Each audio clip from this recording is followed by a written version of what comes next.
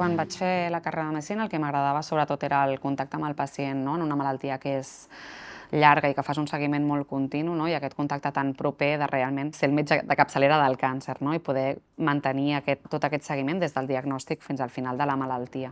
Tot i que en una gran part de les ocasions no pots curar la malaltia, sí que pots acompanyar a pal·liar tots els símptomes, pots ajudar a acompanyar-los en aquesta malaltia, que moltes vegades és difícil tant al pacient com per la família, i a mi aquest acompanyament realment em sembla gratificant.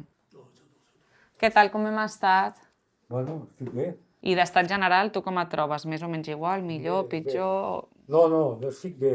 Inclús ara ja començo a caminar, que és el que feia sempre. Desplaçar-te cada 3 setmanes o cada 2 setmanes o cada setmana, depèn del tipus de tractament que facis, fins a un lloc lluny del teu domicili per fer un tractament que saps que és de llarga evolució, doncs com més a prop i més còmode pel pacient, millor, perquè això també millora la seva qualitat de vida, i jo crec que això, sense dubtes. Aquest model en xarxa permet que tothom de la xarxa estigui actualitzat i tingui aquests avantatges d'estar en un hospital gran, permet aquesta interacció constant que jo crec que aporta tant a l'oncòleg de la xarxa però també a l'oncòleg que venim de l'ICO. La gran diferència és el volum d'assajos clínics que tenim en un hospital més gran, que és molt més elevat.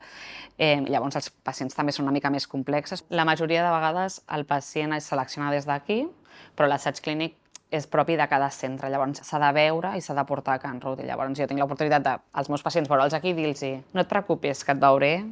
Si jo vinc el divendres, doncs el dilluns et veuré a Can Ruti i farem totes les proves. I també jo crec que això és una facilitat pel malalt, perquè no és et derivaré a un altre hospital on et veurà un altre oncòleg, on no et coneixen de res, és com jo mateixa et veuré a un altre lloc. I amb això també els facilitem una mica la transició. Aquesta és una mica la idea principal de poder fer aquest nexe.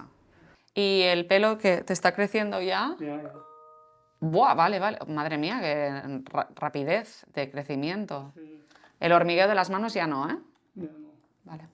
Pues te llamo la semana que viene, ¿de acuerdo? Vale, respira hondo.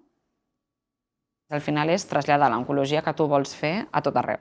Donar aquesta transversalitat en la salut, que amb això jo crec que tothom estarà d'acord que els pacients la requereixen i la necessiten. És gratificant a nivell de feina, poder-te desplaçar i interaccionar també amb altres hospitals, altres pacients i també altres especialistes.